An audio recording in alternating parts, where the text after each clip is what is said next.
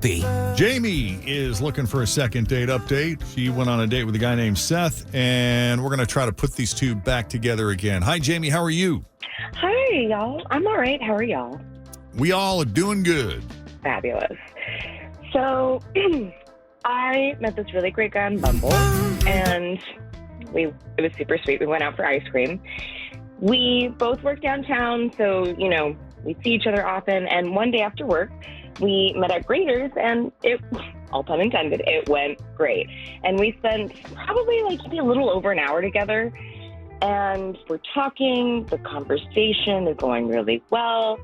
And he is literally, and for me personally, checking all the boxes off. So lots and lots in common. No awkward moments. It's just flowing. We're smiling, laughing. And it was such a very open-ended and honest conversation. He was willing to answer questions, and me as well. I felt really great about it, the whole thing. And we had both said we're actually really big fans of Topgolf and golf in general. And I suggested that we go play some Topgolf. And he's like, yeah, that'd be great. So I texted him the next day. I'm not one to wait around based on rules. You can't text the guy the next day, whatever. So I texted him the next day to see when he wanted to go, and he never got back to me. And I don't know what's up, but, I'm kind of stuck thinking about it, Yeah. In your conversations, is he dating other people right now? I mean, you just met, so it wouldn't be completely out of the realm for him to maybe have other commitments or something, and he's just trying to see something else through. I'm just grasping at straws here. Totally. So he, we're both not necessarily, we're still, casually seeing people. It's an option, if you will, but I'm not, I'm very open to if someone were to walk in and be a more serious person. And I said that, and he very much was receptive to that. And he himself, is also casually seeing people, and essentially agreed for himself that, at least from what I got the gist of the conversation, that he too, if someone were to meet his needs and all that other good stuff, that he would then take a step back from being casual. Got it. So that's the thing where I'm just stuck on, because there was such that mutual interest in everything. Right. So Okay. I don't know what to do. Now, I will say, nothing against golf. I'm sure Topgolf is great and it's a ton of fun. But if you had said, let's get together for another ice cream lunch, I would have been all over that. Is it the date suggestion? Is that what it is? No, I'm messing with you. But I love that. We should do more ice cream dates. Let's get it. Let's do a little ice cream lunch. We'll just hang out in Fountain Square, weather permitting. I totally would. I'm a big fan. Yeah. All right. Well, let's take a break. Then when we come back, we'll call him up, see what his deal is, and whether or not there's any chance of a second date with Seth. As second date update continues.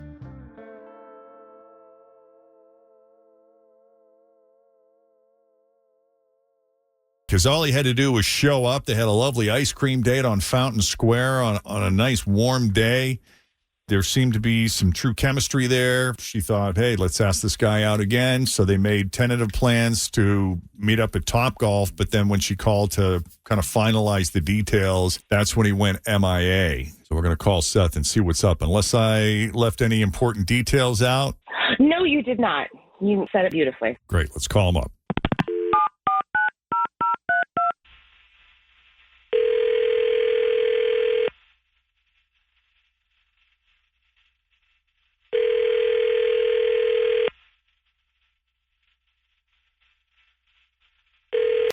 Hello? Hi, can we speak to Seth, please? Yeah, speaking. What's up, Seth? It's Jeff and Jenn at Q102. How you doing? Oh, my God. Jeff and Jenn, huh? How are you, man? I'm good. So, not to put you on the spot, but we spoke with your friend Jamie, who you went on an ice cream date, or I guess an ice cream lunch recently, which sounds amazing. Yes, we did. He was nice. Well, that's good. Mm-hmm. I feel like that comment was like, if you don't have anything nice to say, don't say anything at all. That's No. how I took his answer. think? Yes. Yeah. I mean, like she was really nice, but the date was just weird. It was a really strange date because I think she's obsessed with my mom. You think she's what with your mom? Obsessed with her. Obsessed with your mom. Why? Because, like, I swear to God, she asked me more about my mom than she did about me. It was everything. It was, how old is your mom? And where does she live? How close is that to you? Like, how long is she going to be around? When is she going to die? How many times am I going to get to see her? That's what I hear when you're asking those, when someone asks those questions. That's like the roundabout way to ask, Yeah. How long am I going to have a mother-in-law? And I'm in case I don't like her. That's what you took out of it?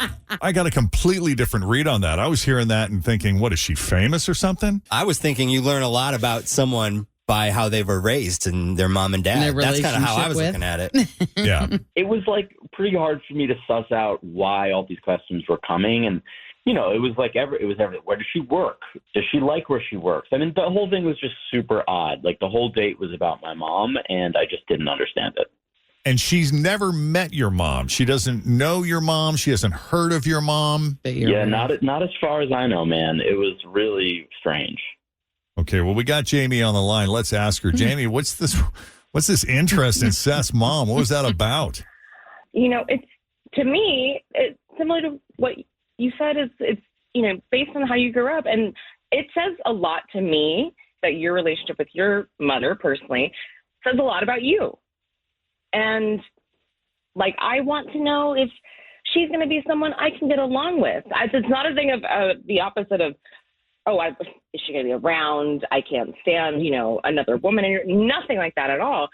I love moms, and I love to get along with everyone, especially in a family circle. And I have personally been with guys before, and his mom and I did not gel in any way. And it's just not I was just going to ask you that. So there's always a history. For me, it's a really big concern. And Right. Well, that makes sense. Wanted to, right out of the bat, because of that experience, kind of, ask that question beforehand, before it gets more serious, if it were to get serious.